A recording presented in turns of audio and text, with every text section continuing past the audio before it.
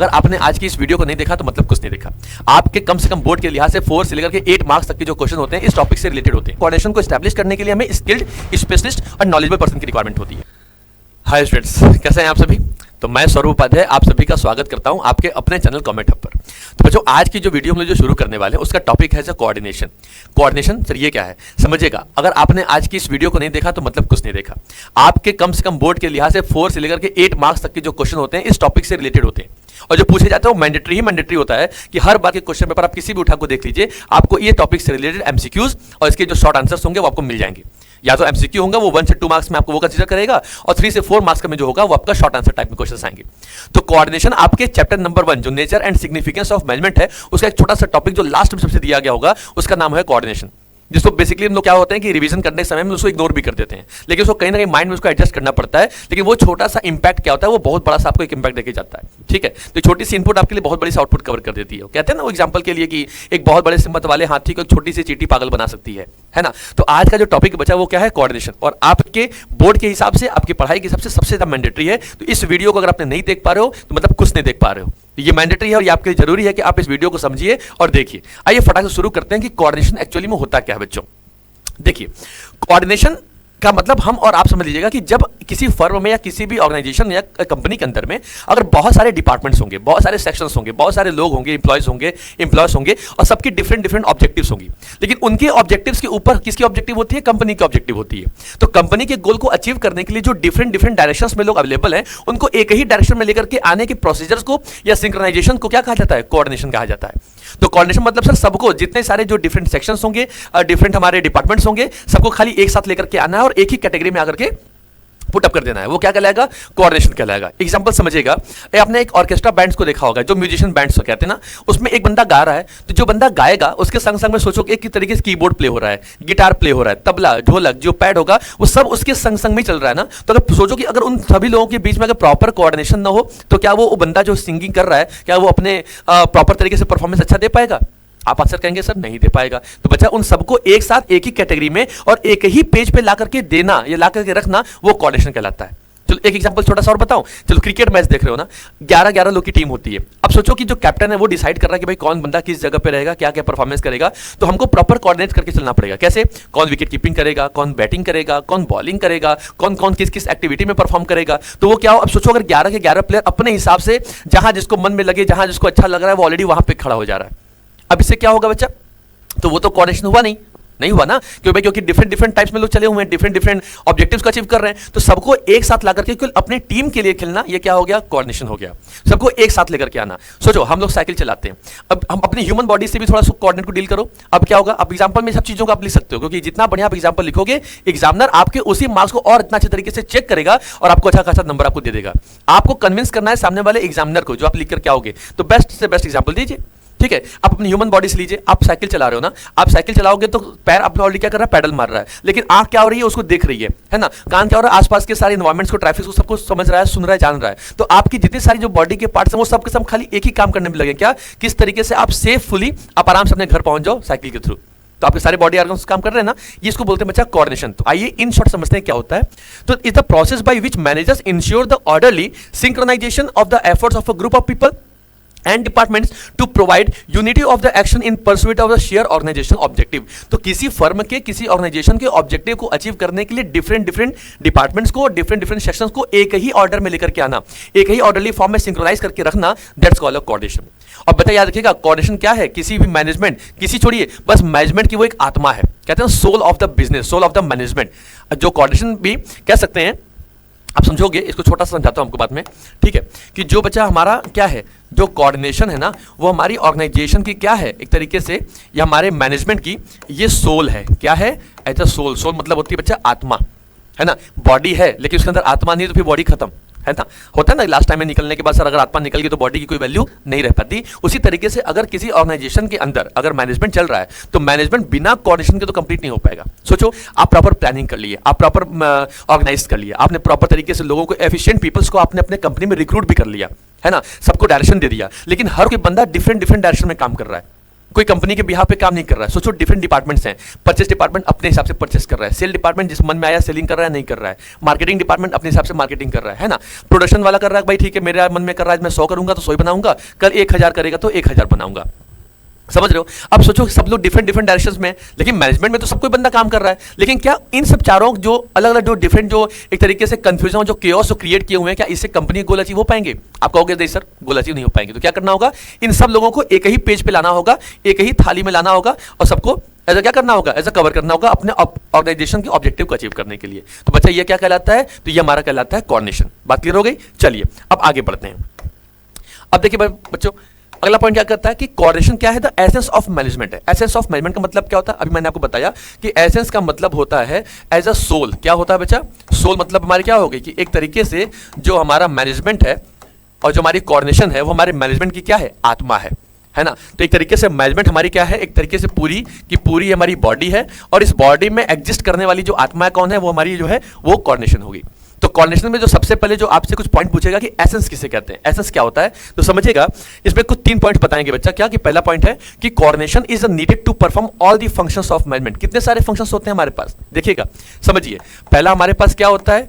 एक हमारे पास आती है प्लानिंग। प्लानिंग के बाद कौन हमारे पास आता है? As a organising.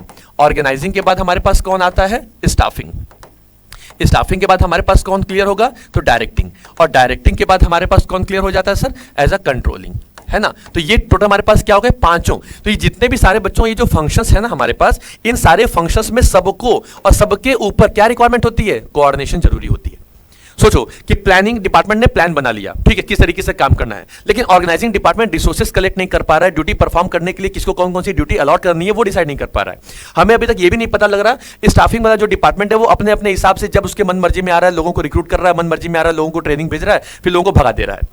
फिर होता है डायरेक्शन, किसी को मन में आया तो इन्फॉर्मेशन दिया, किसी से कम्युनिकेशन किया, सुपरवाइज किया, नहीं तो नहीं किया। अब सोचो अलग अलग हमारे फंक्शंस हैं, लेकिन जितने सारे फंक्शंस होंगे अगर ये सब एक हो करके तो कंपनी के लिए काम करें, कंपनी के प्रॉपर ऑब्जेक्टिव्स के हिसाब से काम करें कि भैया हमने जो प्लान बनाया उस प्लान के हिसाब से आप ऑर्गेनाइज करेंगे, मतलब रिसोर्सेज कलेक्ट करेंगे, लोगों को वर्क डिवाइड करेंगे, उसके हिसाब से फिर उस पर काम करने के लिए हमें किसकी जरूरत पड़ेगी? इंप्लॉइज की। तो इंप्लॉइज को रिक्रूट करेंगे। अब इंप्लॉइज आ गया तो इंप्लॉय को क्या चाहिए? Information, communication, guidance, motivation. तो हम कहां देंगे? डायरेक्शन में देंगे। एंड लास्ट टाइम क्या करेंगे बच्चा? कंट्रोल करेंगे। कंट्रोल किसे करेंगे?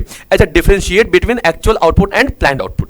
तो एक्चुअल आउटपुट और प्लान्ड आउटपुट के बीच का जो डिफरेंस है, जो डेविएशंस आते हैं, उनको कंट्रोल करने का काम कौन करेगा? हमारा कंट्रोलिंग डिपार्टमेंट करेगा। इसलिए कोऑर्डिनेशन क्या है? इन पांचों फंक्शन में भी रिक्वायरमेंट होता है। ठीक है, चलो सेकंड पॉइंट क्या कहता है कि coordination is required all the levels. जितने सारे लेवल्स होते हैं, कितने लेवल होते हैं बच्चों? आपने पढ़ा होगा, एक होता है सर टॉप लेवल, एक हमारे पास कौन होता है? मिडिल लेवल, एंड लास्ट में हमारे पास कौन सा एक लेवल होता है? एक होता है लोअर लेवल। तो जितने सारे लेवल्स होंगे, चाहे वो हमारी टॉप अथॉरिटी हो, चाहे वो हमारी मिडिल अथॉरिटी हो, चाहे वो हमारे लोअर अथॉरिटी हो, ठीक है। टॉप लेवल में कंपनी के सीईओ आते हैं, कंपनी के बॉस लोग आते हैं जो कंपनी के लिए प्लान्स बनाते हैं, ऑब्जेक्टिव डिसाइड करते हैं। तो उनको भी तो प्रॉपर तरीके से कोऑर्डिनेशन चाहिए ना कि भाई हमने जो बना दिया कर दिया, उसको मिडिल डिपार्टमेंट क्या करेगा? ऑब्जर्व करेगा, एनालिसिस करेगा, फिर उसको समझेगा एंड देन वो काम किसको ट्रांसफर कर देगा? Lower department. फिर लोअर डिपार्टमेंट क्या करेगा? उस चीज पे कंसीडर कराना कि how to perform the work from the employ. तो वर्क को कैसे परफॉर्म कराना एम्प्लॉय से, तो ये सारा काम कौन करेगा? तो भाई हमारे लेवल्स ऑफ मैनेजमेंट होते हैं। तो मैनेजमेंट के 3 लेवल हो गए, कौन कौन से बच्चों? Top level, middle level and lower level. तो इन तीनों लेवल पे भी किसकी रिक्वायरमेंट होती है? कोऑर्डिनेशन। अगर यहाँ पे कोऑर्डिनेशन नहीं रहेगा, एज पर जो प्लान या ऑब्जेक्टिव जो टॉप लेवल डिसाइड किया है और मिडिल लेवल उसको फॉलो नहीं करेगा, तो बैरियर्स आएंगे कि नहीं आएंगे? आएंगे ना। तो उन बैरियर्स को रेक्टिफाई करने के लिए किसकी जरूरत पड़ती है? कोऑर्डिनेशन की। डन, आगे बढ़ते हैं। चलो भाई, coordination must for survival and success of an organisation. Coordination क्यों जरूरी बच्चों? किसी भी कंपनी के सर्वाइवल के लिए पहला पॉइंट होगा, ठीक है, किसी कंपनी के प्रॉफिट के लिए, और सबसे बड़ी बात किसी कंपनी के ग्रोथ के लिए या सक्सेस के लिए। अगर किसी ऑर्गेनाइजेशन के अंदर प्रॉपर तरीके से क्या है प्रॉपर कोऑर्डिनेशन नहीं है, डिपार्टमेंट एक दूसरे की बात नहीं समझ रहे, अगर एक जो डिपार्टमेंट है वो एक दूसरे को साथ में लेकर नहीं चल रहे, तो इसका मतलब क्या होगा कि वो कंपनी के लिए बैरियर्स हो जाएंगे, फिर कंपनी अपने गोल को अचीव नहीं कर पाएगी। इसलिए कोऑर्डिनेशन रिक्वायरमेंट है किस जगह पे सर? उस जगह पे कि किसी भी ऑर्गेनाइजेशन में सर्वाइवल एंड सक्सेस के लिए क्या चाहिए हमको? कोऑर्डिनेशन चाहिए कि सब लोग एक साथ मिलकर के एक प्लेटफॉर्म पे आकर के काम करना शुरू कर दे। इससे क्या होगा? कंपनी गोल अचीव हो जाएंगे। ठीक है, चलो बच्चों ये तो क्लियर हो गया। अगले टॉपिक पे आ जाते हैं। क्या कहता है भाई? फीचर क्या कहता है बच्चों? समझिएगा, अब कोऑर्डिनेशन जो बच्चा किस जगह पे काम करता है, जहां पे हमारे पास क्या अवेलेबल होते हैं, ग्रुप एफर्ट्स होते हैं। अब ये ग्रुप एफर्ट्स क्या होता है समझिएगा। ग्रुप एफर्ट मतलब डिफरेंट डिफरेंट कॉर्नर से, हमारे कंट्री के डिफरेंट डिफरेंट कॉर्नर से कई सारे लोग हमारे पास आते हैं, ठीक है। उनकी अलग अलग ऑब्जेक्टिव होंगी, अलग अलग नीड होंगी। तो हर कोई बंदा अगर अपने ऑब्जेक्टिव और अपने नीड के हिसाब से काम करेगा तो कंपनी के ऑब्जेक्टिव पे फोकस कौन करेगा, कोई नहीं कर पाएगा। इसलिए वो ग्रुप ऑफ पीपल में कोऑर्डिनेशन की एग्जिस्टेंस सबसे ज्यादा सुपर होती है। एक बात क्लियर हो गई। सेकंड पॉइंट क्या करता है सर, वो इंश्योर करता है कि जितने भी सारे जो आप एफर्ट्स जो इंटीग्रेट करते हो कंपनी के अंदर लगाते हो, सब कोई बंदा बस कंपनी के डायरेक्शन और कंपनी के ऑब्जेक्टिव को अचीव करने में ही सारा काम करे। इस बात की इंश्योरिटी कौन देता है, इस बात की इंश्योरिटी देता है हमारा कोऑर्डिनेशन। तीसरा पॉइंट क्या होता है, कंटीन्यूअस प्रोसेस है। भाई आज कोऑर्डिनेट कर दिया तो क्या कल नहीं करेंगे क्या? अब आज की डेट में हमारी जो रिक्वायरमेंट थी, हमारी जो नीड थी, हमारी जो वांट थी वो बिल्कुल डिफरेंट थी, कल तो कुछ और हो सकता है। तो डेली टू डेली बेसिस में इंप्लॉय और इंप्लॉयर को बीच को क्या करना होगा, प्रॉपर तरीके से कंपनी के गोल को आइडेंटिफाई करना होगा और उसके हिसाब से सब लोग क्या करेगा, प्रॉपर कोऑर्डिनेट करेगा। एग्जांपल आगे बढ़ते हैं। कोऑर्डिनेशन क्या बच्चा, as a pervasive function. Pervasive मतलब क्या होता है कि इसकी जो रिक्वायरमेंट होती है बच्चों, वो खाली किसी एक जगह पे नहीं होती। अब जितने भी सारे हमारे पास लेवल, चाहे वो हमारी बिग ऑर्गेनाइजेशन हो, स्मॉल हो, चाहे वो नॉन प्रॉफिट ऑर्गेनाइजेशन कंपनी हो, चाहे प्रॉफिट कंपनी हो, स्कूल हो, कोचिंग हो, एवरीवेयर हर जगह पे कोऑर्डिनेशन रिक्वायरमेंट होती है। समझो कि एक छोटे से टाइमिंग के अंदर में अगर मुझे 2 घंटे में 2 क्लासेस चलानी है और एक ही टीचर अवेलेबल हो पाएगा और दूसरा टीचर आपको प्रॉपर तरीके से हेल्प नहीं कर रहा है, तो क्या वो कोऑर्डिनेशन एस्टैब्लिश हो पाएगा? एग्जांपल होगा, आंसर क्या होगा, बोलेगा नहीं सर नहीं कर पाएंगे, है ना। तो क्या करना होगा सर, तो कोऑर्डिनेशन हमारा क्या है, परवेसिव फंक्शन है। मतलब वो हर जगह पे उसकी अवेलेबिलिटी होती है, हर जगह पे उसको ऑर्गेनाइज किया जाता है। अगला क्या होता है सर, कोऑर्डिनेशन किसकी है, रिस्पॉन्सिबिलिटी है। किसकी है सर, ऑल द मैनेजर, जितने सारे मैनेजर्स जो ड्यूटी परफॉर्म करते हैं, जो कंपनी का मैनेजर होता है ना, वो ये बात को इंश्योर करेगा कि हमारी ऑर्गेनाइजेशन में जितने सारे डिपार्टमेंट्स हैं, चाहे वो प्रोडक्शन हो, परचेस हो, सेल हो, मार्केटिंग हो, एडवर्टाइजिंग हो, हर कोई बंदा एक दूसरे को प्रॉपर कोऑर्डिनेट करके चले, सिंक्रोनाइज करके चले, जिससे कंपनी के गोल को हम इफेक्टिवली और एफिशिएंटली क्या कर सकें, अचीव कर सकें। तो ये रिस्पॉन्सिबिलिटी किसकी होगी, हाँ जी आपके बॉस की, मतलब कंपनी के मैनेजर्स की। अगला पॉइंट कौन होता है, कोऑर्डिनेशन कौन हो गया, इज अ डेलिब्रेट फंक्शन। तो बच्चों समझिएगा, कोऑर्डिनेशन को फंक्शन नहीं माना जाता। एक मेरली मान सकते हैं कि सर एक प्रोसेस तरीके से पढ़ने के हिसाब से कह सकते हैं सर कि कोऑर्डिनेशन इज इंपॉर्टेंट, तो सर उसको फंक्शन क्यों नहीं मानते? क्योंकि कोऑर्डिनेशन क्या एक तरीके से आपके, जैसे एग्जांपल समझिएगा कि आपकी बॉडी है ना, तो आपके बॉडी की जो सोल, आत्मा, अब आत्मा को आप अपने पास एडजस्ट कर पाओगे, आप उसको देख पाओगे क्या? नहीं ना। लेकिन अगर आपकी बॉडी में है तो ऑलरेडी आप जी रहे हो, चल रहे हो, कब काम कर पा रहे हो। वैसे ही मैनेजमेंट की जो आत्मा है वो कौन है, हमारी कोऑर्डिनेशन है, ठीक है। तो ये फंक्शन नहीं है, लेकिन इसको फंक्शन बस कोई माना जाता है। फंक्शन हमारे को 5 ही होते हैं, जैसे अभी आपने पहले बताया, क्या, planning, organising, staffing, directing and controlling. Done. चलो बच्चों आगे बढ़ते हैं।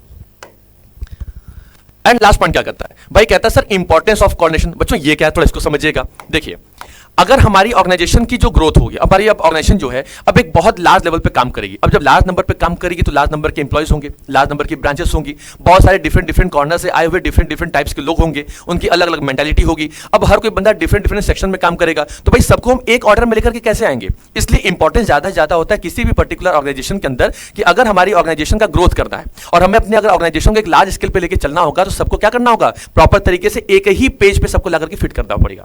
वो क्या कहलाएगा, तो ग्रोथ इन साइज में इंपॉर्टेंस सबसे ज्यादा रिक्वायरमेंट होती है किसकी, हमारे कोऑर्डिनेशन की, ठीक है। कि डिफरेंट डिफरेंट कॉर्नर से लोग आएंगे, डिफरेंट डिफरेंट का माइंडसेट होगा, तो कंपनी के बारे में और कंपनी के ऑब्जेक्टिव पे फोकस कम करेंगे, अपने ऑब्जेक्टिव को अचीव करने पे ज्यादा फोकस करेंगे। इससे क्या होगा, सबसे बड़ा बैरियर निकल के आ जाएगा कि कंपनी के गोल अचीव नहीं हो पाएंगे। तो क्या करना होगा कि कंपनी के ग्रोथ के लिए, कंपनी के साइज को डेवलप करने के लिए, अपने स्केल को डेवलप करने के लिए रिक्वायरमेंट होगा कि वहां पे कोऑर्डिनेशन को क्या किया जाए, स्टैब्लिश किया जाए। अगला पॉइंट क्या कहता है बच्चा, समझिएगा, फंक्शनल डिफरेंशिएशन। अब ये फंक्शनल डिफरेंशिएशन क्या होता है, देखो आप सोचो एक कंपनी, एक फर्म है ना। अब वो फर्म में 2 चीजें हमारे पास होती हैं, मतलब कंपनी के पास डिफरेंट डिफरेंट तरीके से क्या होते हैं, डिपार्टमेंट्स होते हैं, ठीक। उसी डिपार्टमेंट में अलग अलग तरीके से क्या होते हैं, सेक्शंस होते हैं। अब सोचो अलग अलग जगह पे हम सबको एक साथ कोऑर्डिनेट कैसे करेंगे। एग्जांपल समझो, सेल डिपार्टमेंट कह रहा है सर कि भाई हमने मार्केट से कुछ न्यूज उठाई है कि भाई जो कस्टमर है वो बहुत ज्यादा गुड्स को परचेस करने में अपना इंटरेस्ट नहीं दिखा रहा है, तो क्यों ना क्यों हमको भाई क्या किया जाए, 10% या 20% या 15% का डिस्काउंट ऑफर कर दिया जाए। इज इट क्लियर भाई, बात तो उसने सही कही थी भाई कि सेलिंग बढ़ाने के लिए खुद ना कुछ ऑफर करना पड़ेगा, तब तो कस्टमर अट्रैक्ट करेगा।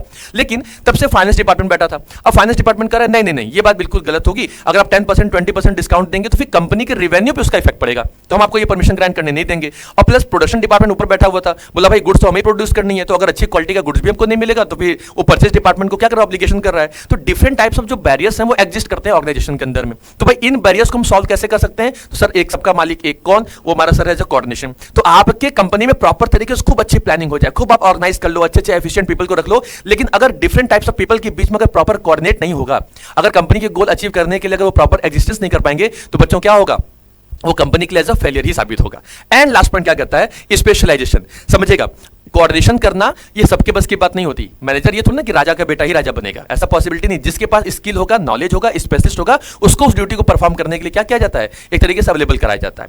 कोऑर्डिनेशन क्या करता है, तो कोऑर्डिनेशन एक कोई बंदा जो स्पेशलिस्ट होगा आपकी ऑर्गेनाइजेशन का, ठीक है, इसके लिए एक स्किल्ड पर्सन की रिक्वायरमेंट होती है, जो स्किल्ड बंदे हो गए, ठीक है, जो बंदा एक तरीके से जो नॉलेजेबल हो जाएगा, हमको बच्चा उसकी रिक्वायरमेंट होती है, ठीक है, जो पोटेंशियल वाला बंदा होगा। तो याद रखिएगा कि कोऑर्डिनेशन उसी जगह पे एग्जिस्ट करेगा या उसकी रिक्वायरमेंट होती है जहां पे एज अ स्पेशलाइजेशन। तो कोऑर्डिनेशन को एग्जिस्ट करने के लिए, कोऑर्डिनेशन को एस्टैब्लिश करने के लिए हमें स्किल्ड, स्पेशलिस्ट और नॉलेजेबल पर्सन की रिक्वायरमेंट होती है। ठीक है बच्चों, तो ये तो रहा हम लोग का पूरा इंपॉर्टेंस। तो आज की वीडियो में हम लोगों ने जो पढ़ा, जो समझा जाना, क्या पढ़ के बारे में बता, तो चैप्टर नंबर 1 के एक छोटे से टॉपिक जिसका नाम है कोऑर्डिनेशन, वो आपके बोर्ड के लिहाज से, जैसे मैंने आपको स्टार्टिंग में बता दिया था, बहुत ज्यादा इंपॉर्टेंट है। 1 से लेकर के 3 मार्क्स तक के जो क्वेश्चन होंगे, वो आपके जो 20 MCQs आते हैं ना, उसमें से आपको बस कोई कोऑर्डिनेशन ही पूछेगा और कितने लोगों को तो पता ही नहीं लगता। एंड बाकी जो शॉर्ट क्वेश्चन होंगे, चाहे वो 3 मार्क्स वाले, चाहे वो 4 मार्क्स वाले, में एक एक क्वेश्चन पक्का पूछेगा। ठीक है, तो प्रीवियसली 8 से 10 से 12 साल के लगातार आप किसी भी क्वेश्चन पेपर उठाएंगे तो ये टॉपिक जिसको हम लोग इग्नोर कर देते हैं, तो बच्चों ये बहुत ज्यादा इंपॉर्टेंट टॉपिक है। तो कोशिश करिए इस चीज को बहुत ज्यादा अच्छी तरीके से देखिए। ये नहीं देखा तो कुछ नहीं देखा। तो फिर मिलते हैं सर नेक्स्ट वीडियो में। जय हिंद, जय भारत।